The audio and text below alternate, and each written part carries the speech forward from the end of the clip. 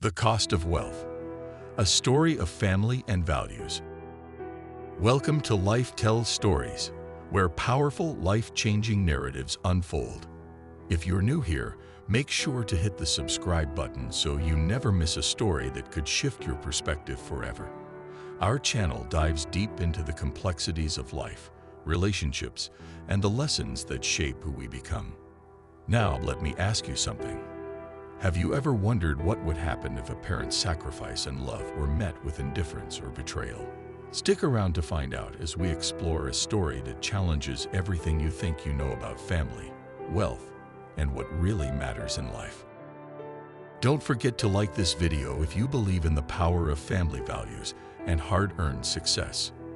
And of course, subscribe to Life Tells Stories for more powerful narratives that will inspire and transform your thinking. George Armstrong wasn't born with a silver spoon in his mouth, nor did he inherit a fortune. Instead, he was a self-made billionaire who created his vast empire from scratch. His life story was one of determination, grit, and unyielding ambition.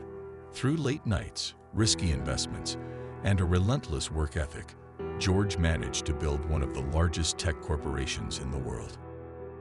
From a young age, George had an insatiable hunger for success. He knew that he wasn't just working for himself. His efforts were laying the groundwork for a legacy, one that he hoped would be continued by his son, Luke. His name commanded respect in boardrooms across the globe, and his business decisions were sharp and calculated, often setting trends that others in the industry would follow. But despite all his wealth and accolades, there was one thing that mattered above all else to George: his son, Luke. George had poured his heart and soul into raising his son, ensuring that Luke would one day take over the family business and continue the legacy George had worked so hard to build. From the moment Luke was born, George was consumed with the idea of shaping him into a successful man who would one day stand at the helm of their family empire. George provided his son with the finest education money could buy. He hired the best tutors, sent Luke to prestigious schools, and surrounded him with influential mentors. George didn't just want Luke to inherit the wealth. He wanted him to inherit the knowledge, the values, and the drive that would make him a worthy successor to the Armstrong legacy. As Luke grew older, George took him under his wing, involving him in the business from a young age. He taught Luke the ins and outs of the industry, guiding him through difficult decisions and offering wisdom on how to navigate the corporate world. To George, there was no greater satisfaction than seeing his son excel. Luke was the center of his world, and George couldn't imagine a future without him at the helm of the family business. But as much as George worked to shape his son into the perfect heir, he started to notice changes in Luke as he entered adulthood. The boy who had once been humble, thoughtful, and grateful for the opportunities he had been given was now becoming increasingly distant. This shift troubled George deeply, but he brushed it off, convincing himself that it was just a phase. As Luke entered his 20s, George began to witness the cracks in their relationship widen. The young man who had once admired his father was now dismissive of him. Luke's attitude became more entitled and arrogant. He took George's wealth and influence for granted, assuming that everything in life would be handed to him on a silver platter. The values George had instilled in him, values like humility, hard work, and loyalty, seemed to vanish. Luke was no longer the boy who looked up to his father. Instead, he seemed to resent the very life that George had worked so hard to build. It wasn't just his behavior that changed. Luke also began making questionable decisions. He no longer valued the relationships he had built over the years, cutting ties with mentors and colleagues who had supported him.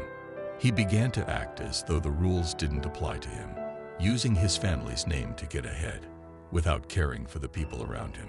George's heart sank as he watched his son drift further and further away, unable to stop the transformation he had worked so hard to avoid. Despite all his efforts, George couldn't shake the feeling that something had gone terribly wrong. One evening, George sat alone in his study, staring out of the large windows that overlooked his sprawling estate. It was then that the terrifying thought struck him. Had I failed as a father? Had his wealth and success been the very thing that corrupted Luke? George realized that in providing Luke with everything he could ever want, he had inadvertently raised a son who no longer understood the value of hard work, struggle, and sacrifice.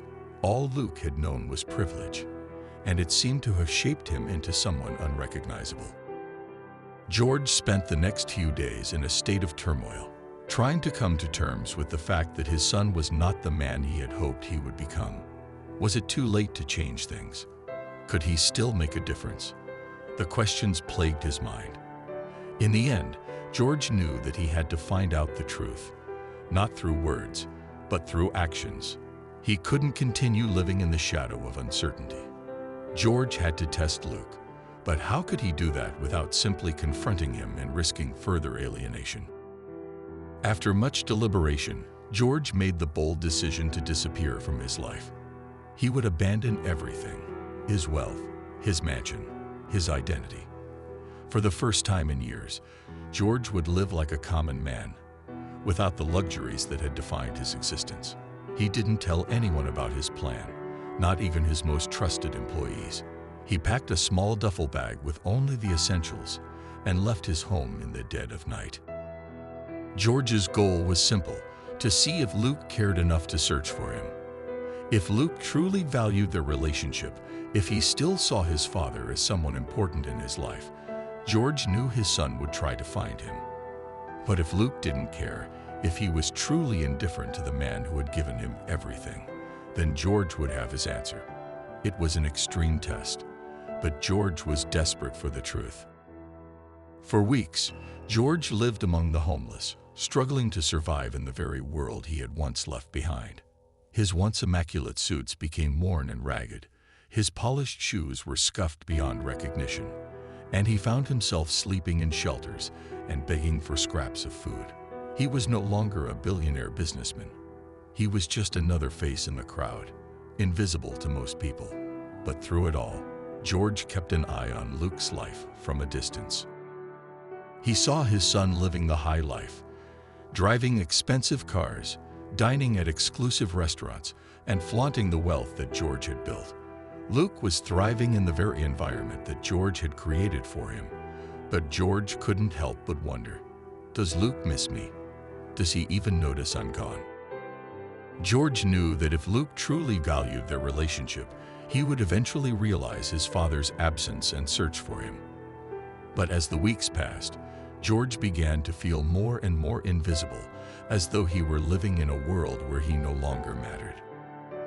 One day, George stood outside an upscale restaurant, watching through the windows as Luke laughed and chatted with colleagues. It was a place where Luke often dined, enjoying the luxury of his wealth.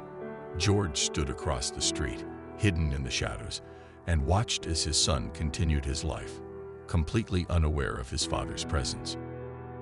After a while, George gathered the courage to enter the restaurant, hoping for a brief moment of connection. The hostess immediately looked him over, her gaze dismissive. "Sorry, sir, we don't have seating for someone like you," she said, turning him away without a second thought. George's heart ached, but he swallowed his pride. As he turned to leave, he saw Luke at a table, laughing with colleagues. Despite his pain, George took a deep breath and walked over, calling out, "Luke." When Luke turned around, his face registered confusion, but the confusion quickly turned to coldness. "Do I know you?" he asked sharply, his tone unrecognizable. "I'm your father," George said, but Luke's expression remained unchanged. Without a moment's hesitation, Luke replied, "I don't have time for this," before turning his back on George. George stood there for a moment, shattered. It was official. Luke had no interest in reconnecting. Heartbroken and devastated, George knew that he had no choice but to take drastic action. Luke's complete indifference was the final straw. George called his lawyer, Adam, and instructed him to drastically reduce Luke's inheritance. Luke would receive just enough to survive, but not enough to live a life of luxury. George also hired a private investigator, Sarah, to dig into Luke's activities. The investigation revealed a darker side of Luke. He had been involved in shady business deals, manipulated clients, and betrayed longtime colleagues. The son George had raised was no longer just ungrateful, he was unethical. George couldn't ignore the fact that Luke's actions had caused harm to others, and that the values George had fought so hard to instill in him were now meaningless. Determined to confront his son once and for all, George summoned Luke to the mansion. When Luke arrived, he seemed uneasy, no longer the confident, cocky young man he once was. George didn't waste time. "You failed me, Luke," he said, his voice steady but filled with pain. "I gave you everything, and you threw it all away." Luke immediately became defensive, trying to justify his actions. But George wasn't swayed. "I built my success," Luke said, trying to maintain his composure. "No," George countered, "you were handed everything. And you betrayed not just me, but everything I taught you." George slid a folder across the table, containing legal documents that cut Luke off from the family fortune. "Build your own life," George said, his voice breaking. Luke's face drained of color as he read the papers. "You can't do this," he shouted. "I already have," George replied. "This is the last lesson I'll ever teach you."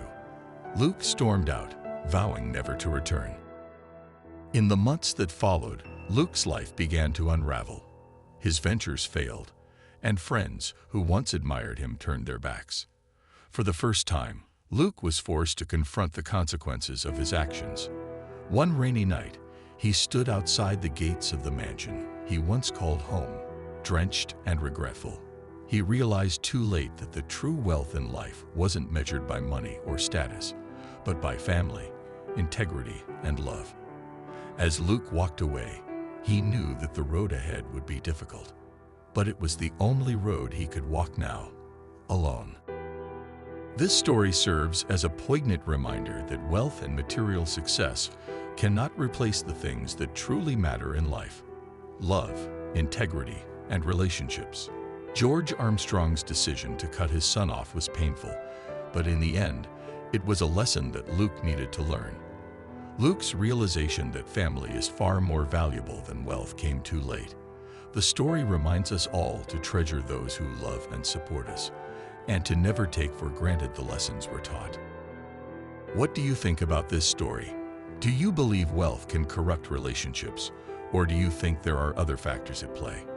Drop a comment below and share your thoughts with us. Your perspective could inspire others in ways you can't imagine.